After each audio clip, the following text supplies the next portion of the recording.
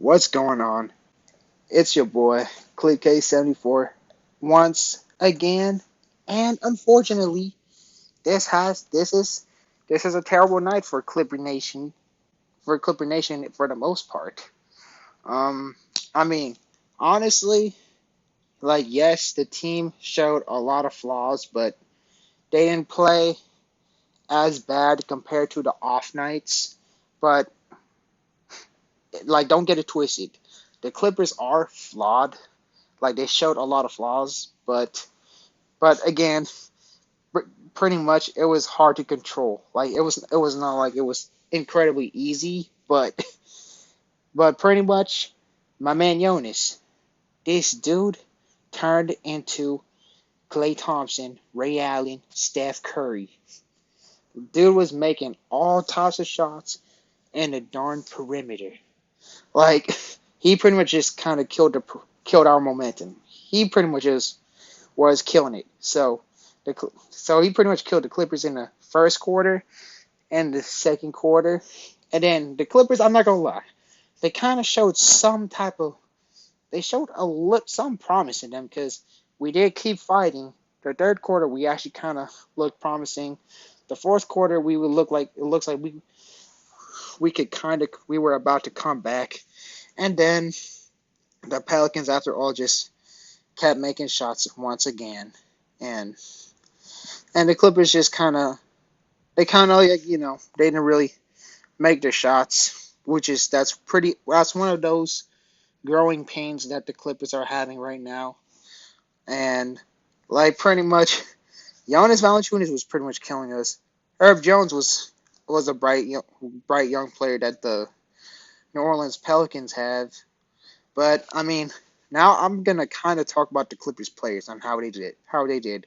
First of all, Ivica Zubac, he pretty much was kind of not a really good matchup for Jonas because Jonas could shoot from the perimeter, and we all know that's not Zubac's game to really guard in the perimeter. He's like a traditional 1980, 1990s big who stays inside and play defense inside the paint.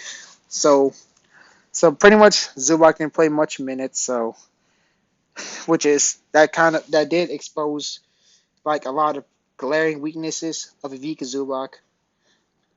And that's pretty much what happened. So it was definitely not Zubac's night. Um, Paul George, he was, he was definitely playing good as well too. Like like Paul George, he pretty much kept the Clippers alive. He was making shots, playing defense, doing Paul George things. But of course, he can always work on turnovers. I know that's Paul George big weaknesses, but the positive of Paul George outweighs the weakness. So pretty much Paul George, he was keeping us in game, um, and just doing what he could. He just did what he could. And Reggie Jackson, like last game, he scored 0 points, but now I believe he scored at least 15, 70 points, maybe even 20 points. I kind of forgot, but he pretty much helped us a lot in terms of offense. Um, he was pretty much also keeping us momentum, making really tough shots, and pretty much getting buckets for us in general. And he kind of helped the Clippers get somewhat alive. And Luke Kennard, he was kind of he was on the neutral zone. He was not on he's gonna he's one of the big contributors. Nor he was as bad as last game. He made some shots. He made he made a timely shots, but Luke Kennard it's overdue that Luke Kennard needs a good game because Luke Kennard needs to become he needs to turn into a sniper. And I didn't see too much of Luke Kennard being a certified sniper, but he did make shots, so I'll give him that. Um, Apparently Ty Lue chose to start Amir Coffey, and I assume Marcus Morris was hurt. Y'all know how extremely I kind of lost my head that when Ty Lue started Amir Coffey, but I'll give Amir Coffey some props because he showed some defensive versatility, but he was pretty much kind of like a non-factor on offense. But so so I don't really know. Like I don't know what else to really say about Amir. Terrence Mann was also has had a pretty rough night as well too. He could not really make any threes. Even the open threes, he couldn't. It didn't fall in. He had a struggling night as well too. Um, Serge Ibaka, he was actually pretty good in this game. Like if there is one thing that was a bright part for the Clippers, Serge Ibaka played pretty good. He played he played really tough defense on Jonas Valanciunas because when Ibaka was actually on Jonas was having a little bit of trouble.